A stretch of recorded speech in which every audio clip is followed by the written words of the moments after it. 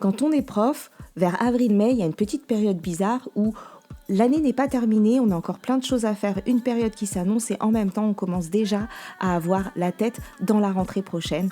On se pose des questions pour savoir ce qu'on doit changer, ce qu'on doit maintenir, est-ce qu'on doit bouger ou partir. Si c'est ton cas, cet épisode est pour toi. Je suis Émilie Lefatan, coach professionnelle et formatrice.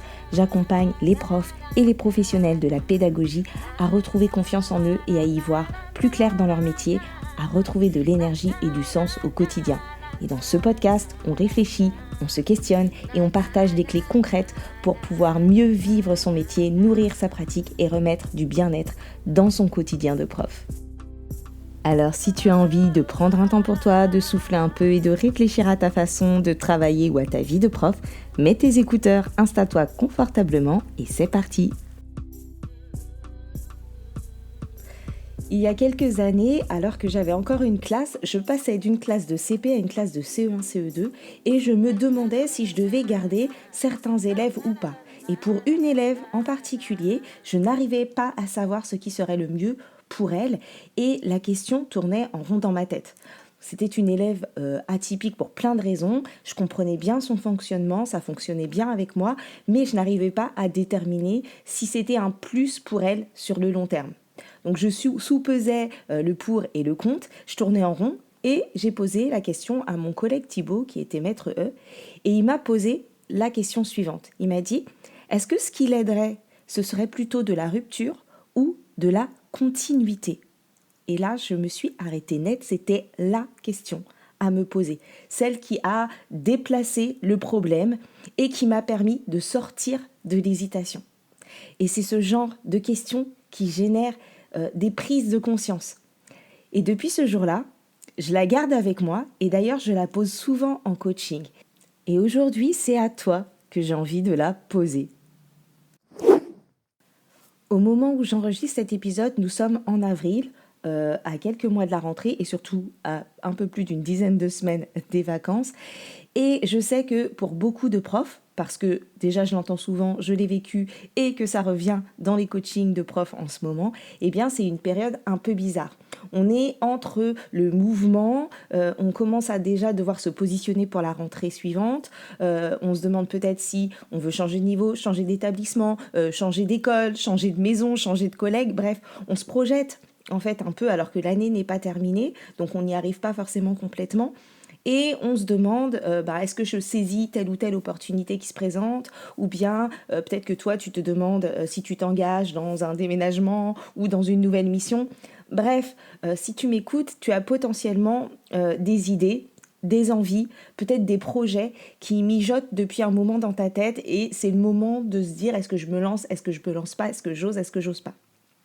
Et en même temps, peut-être que tu es un peu bloqué parce que déjà certains choix dépendent des autres. Ça dépend peut-être de ce que tes collègues voudront bien laisser, peut-être que ça dépend de ce que le mouvement va t'octroyer, peut-être que ça dépend de facteurs extérieurs parce qu'on n'a pas toutes les mains en carte. Ou plutôt, pas toutes les cartes en main. Et aussi, peut-être que tu es bloqué parce que changer, ça fait peur. Et que cette peur, elle est légitime. Tout le monde ressent de la peur à l'idée de changer. On ne sait pas ce qui nous attend. Mais parfois, on ne sait pas forcément ce qui nous fait peur. Qu'est-ce qui te fait peur à toi ? Et donc, on se demande si... est-ce qu'on a envie de changer pour fuir une situation ou est-ce qu'on a envie de changer par confort pour rester là où on est ou bien est-ce que c'est tout l'inverse ? Bref, c'est peut-être le flou. Et si tu en es là, si tu restes dans ce flou en suspension, tu vas peut-être te sentir un peu ni lancé, ni vraiment décidé.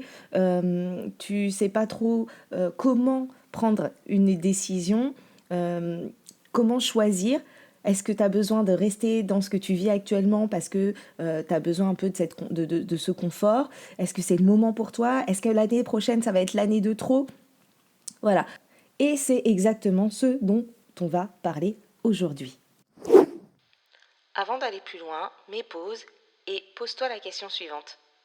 Qu'est-ce que tu as envie de changer ou de ne pas changer l'année prochaine et sur quoi tu es en train de te poser des questions en ce moment ?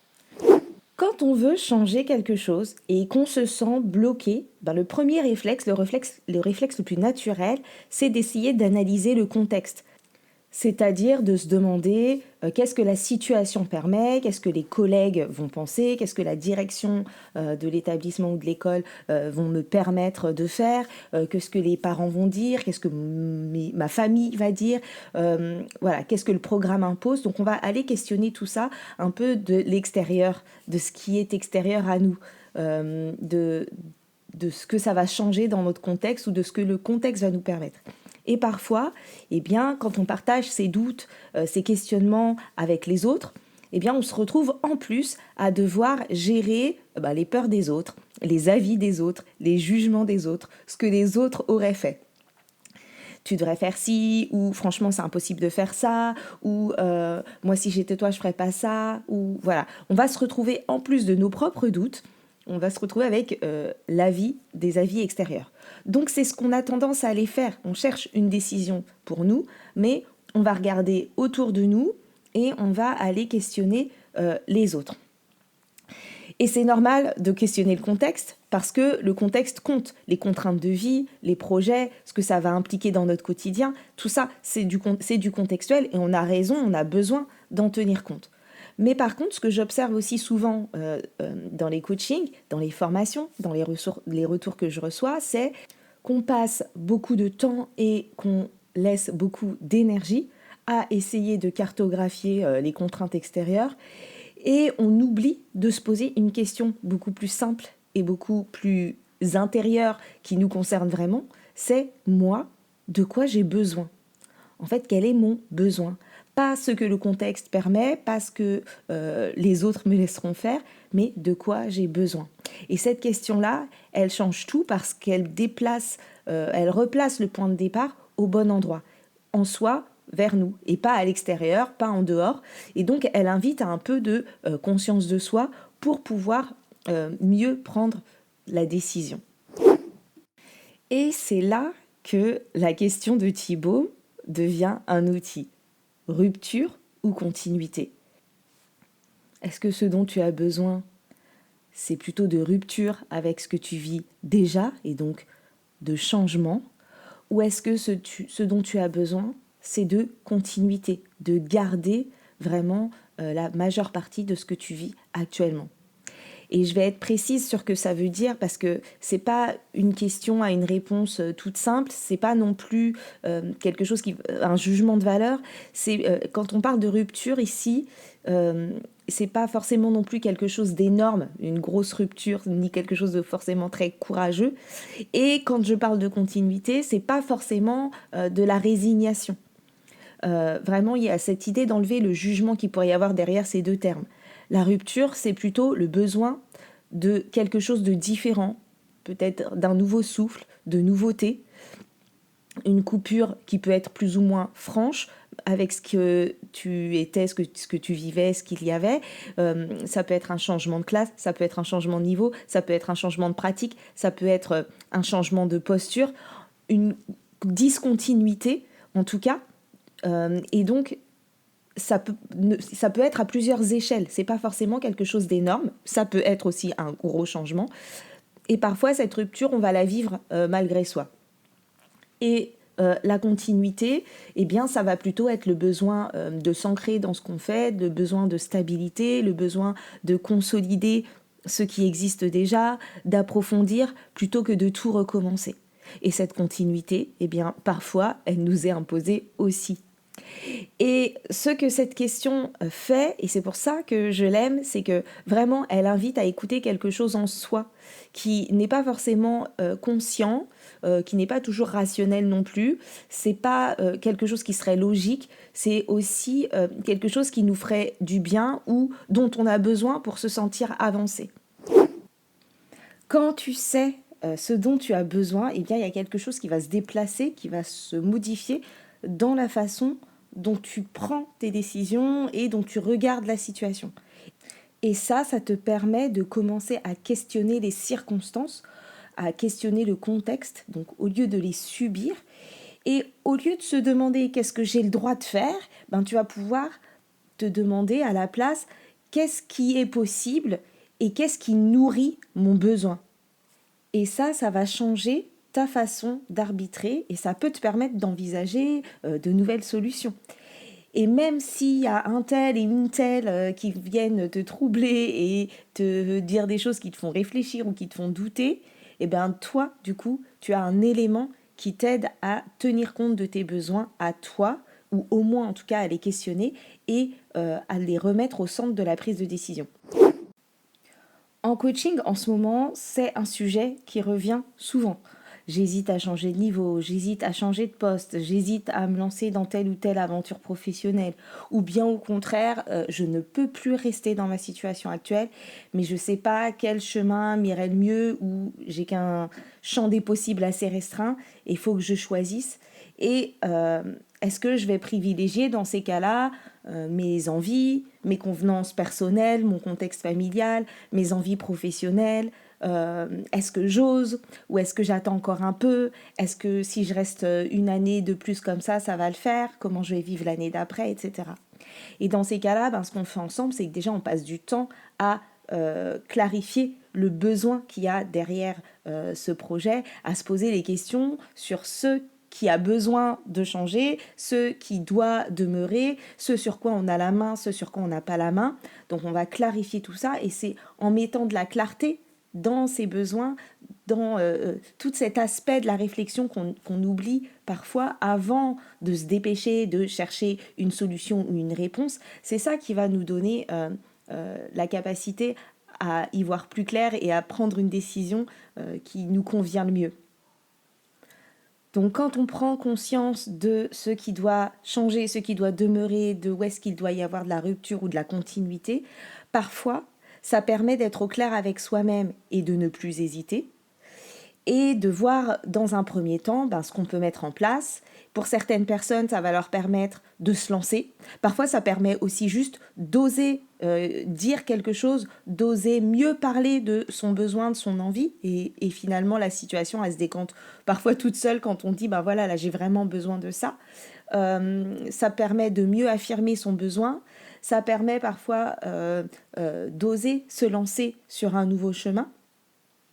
Et puis parfois, quand on clarifie ce besoin profond ou le besoin caché derrière la décision qu'on a à prendre, on découvre que le besoin il peut être nourri autrement et pas forcément par un grand changement ou par le grand changement imaginé. On se rend compte que finalement, tel petit changement ou tel autre changement peut satisfaire ce besoin. Ou bien on peut aussi, au contraire, se rendre compte qu'on a vraiment absolument besoin de ce grand changement maintenant, assez rapidement, qu'il est nécessaire. Et on peut, du coup, trouver un chemin vers ce changement, même avec des contraintes, de nouvelles contraintes, voire prendre un chemin qu'on n'avait même pas imaginé. Par exemple, si tu as besoin de continuité parce que tu as envie de rester là où tu es, mais que pour des raisons extérieures à ta volonté, tu ne peux pas, tu vas pouvoir garder en tête ce besoin de continuité et voir dans quelle mesure tu conserves quand même de la continuité malgré tous les changements qui s'annoncent et voir dans quel domaine, à quel endroit tu vas pouvoir maintenir des choses, te sentir en sécurité, avoir des choses qui ne changent pas trop. Et ça peut aussi réconforter, ça peut permettre de regarder la situation autrement et surtout de regarder sur quoi on peut agir. Et à l'inverse, si tu as besoin de changement, mais que le changement escompté n'est pas envisageable ou pas pour tout de suite en tout cas, et je sais que ça peut être hyper frustrant et hyper démotivant, peut-être parce que ce changement il est conditionné par l'obtention d'un poste que tu n'es pas sûr d'avoir, ou bien peut-être que tu es bloqué par le fonctionnement de ton école ou de ton établissement, ou par les desiderata de tes collègues. Eh bien, dans ces cas-là, peut-être que d'identifier sur quoi tu peux t'apporter de la rupture, du changement, ça peut te permettre aussi de regarder la situation autrement. Soit pour prendre une décision drastique, soit pour au contraire réussir à faire avec la décision, la situation et imaginer d'autres façons de t'apporter de la nouveauté, du changement. Et ça peut te redonner aussi un peu de motivation. Donc nommer le besoin, finalement, ça permet de ne plus être prisonnier ou prisonnière de la forme, du contexte et de pouvoir retrouver sur quoi on peut agir à petite dose ou à forte dose.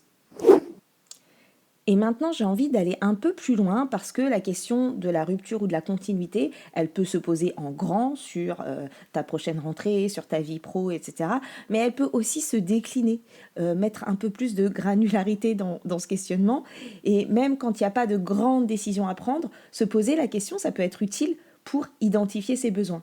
Et donc, l'idée, ce serait de se demander dans quel domaine est-ce que tu as besoin de rupture et dans quel domaine de ta vie de prof tu as besoin de continuité. Parce qu'on n'est pas obligé de choisir un seul camp, soit de la rupture, soit de la continuité. Et peut-être que ça peut être aussi utile d'avoir un peu de rupture et un peu de continuité dans certains domaines. Donc tu peux avoir besoin de rupture dans ta façon de gérer la classe, par exemple, et de continuité dans tes relations avec tes collègues, ou peut-être que tu as besoin de changement dans tes pratiques pédagogiques, et de pouvoir mieux t'ancrer, continuer à faire comme tu fais dans ton rapport aux élèves, ou alors besoin d'explorer quelque chose de nouveau dans ta vie professionnelle et de stabilité dans tout le reste, ou l'inverse. Peut-être que tu vas avoir beaucoup de changements dans ta vie personnelle et que tu as besoin de stabilité dans ta vie professionnelle. Et donc cette granularité, elle va aussi te protéger, elle va te permettre de ne pas passer à côté d'un besoin important, mais que tu n'aurais pas identifié parce que tu ne l'aurais pas conscientisé, tout simplement parce que tu ne t'es pas posé la question. Et il y a quelques mois, en coaching, il y a une prof qui me confiait qu'elle n'avait pas réalisé que tout changeait dans sa vie professionnelle chaque année depuis au moins 4 ou 5 ans, et que du coup, elle était en perpétuel inconfort. Que ce soit un nouveau niveau, une nouvelle école, de nouveaux projets, une nouvelle mission. Bref, ça faisait plusieurs années en fait que sa vie pro était constituée de gros changements et qu'elle acceptait volontiers parce qu'il y a une part d'elle qui adore se challenger, qui adore aller vers la nouveauté, mais que là, en fait, elle se rendait compte que ça l'épuisait. Et elle était épuisée sans comprendre pourquoi. Et c'est ce qu'on a vu ensemble en coaching. Et elle a réalisé qu'il était, pour elle en tout cas, temps de mettre un peu de continuité quelque part, de se rassurer aussi et de remettre un peu de confort dans sa vie professionnelle sans forcément tout figer. Mais en tout cas pour ne pas toujours tout changer en même temps parce que ça finissait par être fatigant. Donc ça me renvoie à quelque chose que j'avais évoqué dans l'épisode 180, je vous mettrai le lien dans les notes, où je parlais des différents types de changements. Et en fait, après cet épisode, il y a plusieurs auditrices qui m'avaient écrit pour me dire qu'elles réalisaient en écoutant l'épisode qu'il y avait eu plusieurs changements qui s'étaient cumulés dans leur vie sans qu'elles l'aient vraiment vu, sans qu'elles en aient vraiment tenu compte, et que ça expliquait le sentiment de tourbillon qu'elles n'arrivaient pas à nommer. Donc parfois, ce dont on a besoin, c'est juste de cartographier en quelque sorte ce qu'on vit, de voir où sont nos besoins et de voir où on en est vraiment pour choisir où mettre de l'élan et où mettre du repos. Où est-ce qu'on a besoin de rupture et où est-ce qu'on a besoin de continuité. Alors voilà ce que je t'invite à faire après avoir écouté cet épisode, et si tu as envie de creuser, c'est de prendre un moment et de te poser la question de Thibaut. Pas sur tes élèves cette fois, mais sur toi. Donc de quoi as-tu besoin pour la suite, pour l'année prochaine ? Est-ce que tu as besoin de rupture ou de continuité ? Et si tu veux aller plus loin, dans quel domaine de ta vie pro tu as besoin de rupture ou de continuité ? Et dans quel domaine, peut-être de ta vie perso, tu as besoin de rupture ou de continuité ? Et ça va te permettre ensuite de pouvoir imaginer ce que tu peux faire. Et tu n'as pas besoin d'avoir toutes les réponses tout de suite, c'est-à-dire qu'on n'a pas besoin de savoir tout de suite comment on s'y prend, par quoi on commence, qu'est-ce qu'on va mettre en place, quand est-ce que ça va changer, etc. La première chose, c'est juste de savoir de quoi on a besoin, de quoi tu as besoin. Et le reste, on pourra le travailler à partir de là. Et le contexte n'est pas toujours favorable, on n'a pas toujours la main sur tout, mais déjà si on a conscience de ce dont on a besoin, eh ben on peut davantage décider, regarder et aller chercher des solutions ou saisir les opportunités quand elles se présentent. Voilà, c'est une simple question, mais elle a changé ma façon de penser le changement à un moment donné et m'a permis de regarder une situation différemment. Et d'ailleurs, à l'époque, j'ai choisi de garder cette élève dans ma classe parce que ce dont elle avait besoin pour progresser, c'était surtout de continuité. Et j'espère que cette question, eh bien, elle fera quelque chose pour toi aussi aujourd'hui.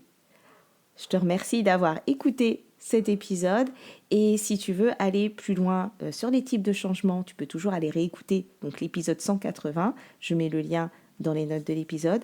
Et puis tu peux aussi écouter l'épisode 141 qui est de saison où j'évoquais les conflits dans les équipes qui sont liés aux répartitions dans les classes. C'est souvent vers avril, mai là, que ça commence à se cristalliser, ça peut faire du bien d'écouter cet épisode ou en tout cas apporter des clés de compréhension. Et puis si cette question d'aujourd'hui t'a parlé, si elle l'a fait bouger quelque chose chez toi ou si elle t'a permis d'y voir plus clair, ben, je serais vraiment curieuse de savoir ce qu'elle t'a révélé, ce qu'elle t'a apporté et tu peux du coup me retrouver sur les réseaux sociaux ou me contacter sur metrucsdecoach.fr/contact. Et avant de terminer, je voulais aussi rappeler qu'il est possible d'obtenir le replay de la conférence Mieux comprendre ses émotions pour mieux enseigner que j'avais donné en mars dernier pour 25 € sur mon site et je mets aussi le lien dans les notes de l'épisode. Merci d'avoir écouté cet épisode du podcast Mes trucs de prof. Si vous avez envie d'aller plus loin, vous pouvez découvrir mes 2 livres, Gestion de classe, mode d'emploi et Enseigner selon son profil. Celui-ci est un guide pour explorer la connaissance de soi en tant que prof avec des apports théoriques clairs, des expériences concrètes et des exercices introspectifs. Et si vous sentez que c'est le moment de vous faire accompagner, je propose aussi des coachings personnalisés. Rendez-vous sur metrucsdecoach.fr/contact. Vous pouvez également recevoir chaque mois un concentré d'idées, de réflexion et de compléments dans ma newsletter.